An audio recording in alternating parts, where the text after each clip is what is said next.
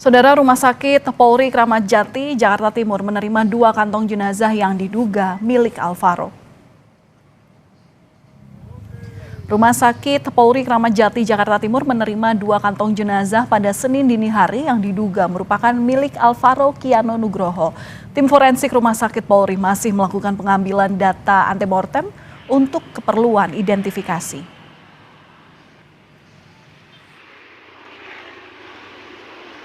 Dua kantong diduga korban di situ tertulis Mr. X, yaitu pada hari Senin jam 00.45, dan saat ini kami sedang lakukan pemeriksaan luar dan dalam sesuai dengan permintaan dari penyidik. Untuk sekarang sudah ada pihak keluarga yang datang, Pak, untuk memberikan sampel? Kita lagi berproses, kita koordinasi dengan penyidik untuk pengambilan data antemortem. Terkait dengan kasus meninggalnya Alvaro, kita akan membahasnya lebih lengkap dengan AKP Citra Ayu, Kepala Unit Pelayanan Perempuan dan Anak Polres Metro Jakarta Selatan. Selamat malam, Bu Citra. Apa kabar? Selamat malam, Mbak Valen. Terima kasih atas waktunya. Sebelumnya kami, jajaran Satreskrim Polres Jakarta Selatan, mengucapkan turut berduka cita yang mendalam terhadap keluarga almarhum. Semoga senantiasa diberikan kekuatan dan juga ketambahan. Amin. Doa yang sama dari redaksi Kompas TV dan juga seluruh masyarakat Indonesia untuk keluarga Alvaro. Bu Citra, ini bisa diceritakan kronologi kasusnya sampai akhirnya Alvaro ditemukan 8 bulan kemudian. Kenapa ini seolah membutuhkan waktu lama untuk menemukan Alvaro? Baik, jadi berangkat dari hilangnya anak korban AKN ini pada tanggal 6 Maret 2025, di mana awalnya korban ini berangkat menuju masjid, kemudian tidak kembali ke rumah. Berawal dari situ, kakek korban dengan inisial T membuat laporan terkait hilangnya korban AKN ini pada tanggal 7 Maret 2025. Dan tentunya dari laporan tersebut, anggota melakukan penelusuran TKP hilangnya korban dan juga mengumpulkan informasi dari saksi-saksi yang mengetahui ataupun memiliki keterkaitan dengan korban. Sampai kemudian pada akhirnya pada Jumat 21 November kemarin kami berhasil mengamankan pelaku penculikan terhadap korban, di mana pelaku ini merupakan bapak tiri dari korban. Oke, dalam prosesnya ini sampai 8 bulan untuk menemukan anak hilang, ini apa kendalanya, Bu Citra? Ini lama sekali loh. Baik, tentunya kami dalam 8 bulan ini dari menerima laporan kakeknya Alvaro pada 7 Maret, kami melakukan penyelidikan, kemudian kami juga melakukan pendalaman terkait saksi-saksi, informasi yang diberikan oleh saksi-saksi yang tentunya tidak sedikit, Mbak Valen ya. Kemudian kami selain itu kami memang mencari informasi yang ada keterkaitannya dengan korban ini, baik itu keluarga yang di Batam, kemudian di Sukabumi, kemudian kami juga melakukan pendalaman ke Cipinang dan juga terakhir ke Bogor. Hingga akhirnya dari semua informasi-informasi yang mungkin luas, banyak, masif ya, kami lakukan pengerucutan hingga pada waktunya kemarin ya, tanggal 21 November ini, kami melakukan pengamanan terhadap pelaku dan tentunya kita mengumpulkan dulu bukti-bukti, alat bukti yang cukup sehingga kita dapat mengamankan pelaku yang diduga melakukan penculikan terhadap korban ini. Oke, Bu Citra, tadi juga yang menarik dalam konferensi pers disampaikan bahwa untuk kemudian menemukan Alvaro ini ada peran dari tersangka yang seolah mengelabui polisi untuk kemudian melapor ke Polsek, untuk kemudian memberikan keterangan-keterangan pasti sampai akhirnya ternyata ditemukan bahwa dirinya ini adalah tersangka atau alias ayah sambungnya begitu. Nah, ini bagaimana tersangka kemudian dapat ditangkap hingga jejak kriminalnya terendus polisi?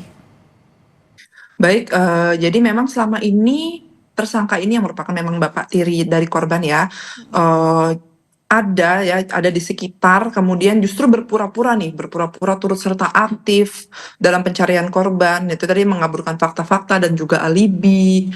Bahkan menurut informasi yang kami dapatkan bahwa tersangka ini turut aktif menyebarkan brosur-brosur terkait hilangnya korban. Kemudian mengapa akhirnya kami melakukan pengerucutan terhadap terduga pelaku ini, kita duga pelaku, kemudian kita amankan dan kita naikkan status menjadi tersangka, tentunya ada peran serta dari keterangan saksi-saksi dan juga ada saksi kunci kami juga. Kemudian adanya juga kita penelusuran terhadap bukti-bukti digital, ya, di mana setelah kita kumpulkan alat bukti yang kuat, alat bukti yang cukup, barulah kita bisa menentukan dan meringkus. Apa itu keterangan, apa Bu Citra, keterangan yang didapat oleh polisi sehingga akhirnya jejak kriminalnya dari ayah tirinya ini terendus?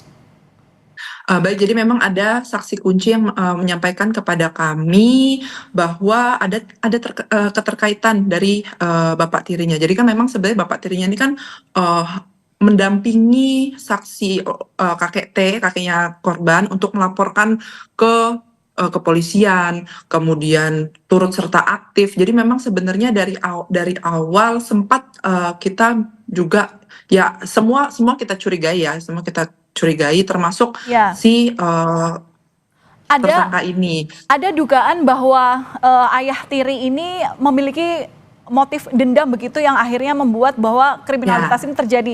Saya konfirmasi pada Anda.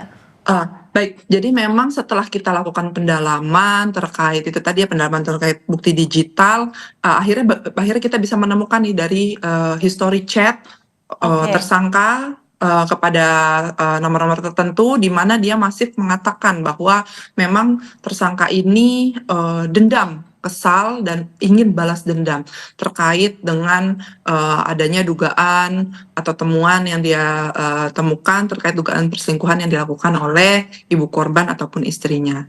Oke. Bu Citra, terakhir, singkat saja, kapan jenazah Alvaro bisa diserahkan ke pihak keluarga?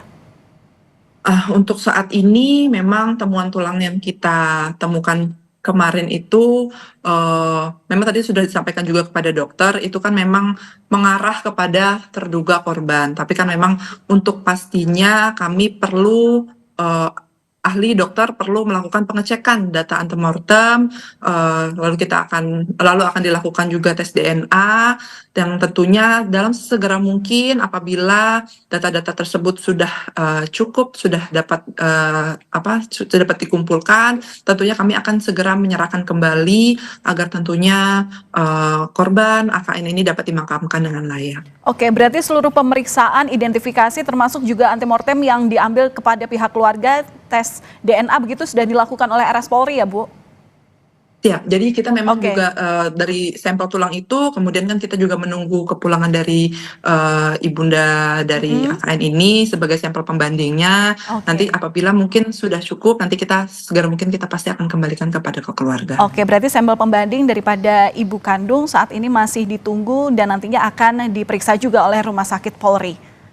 Baik, terima kasih sudah berbagi informasi bersama kami di Kompas Malam Kompas TV, Kepala Unit Pelayanan Perempuan dan Anak Polres Metro Jakarta Selatan, AKP Citra Ayu. Salam sehat selalu, Bu Citra. Terima kasih. Baik, terima kasih.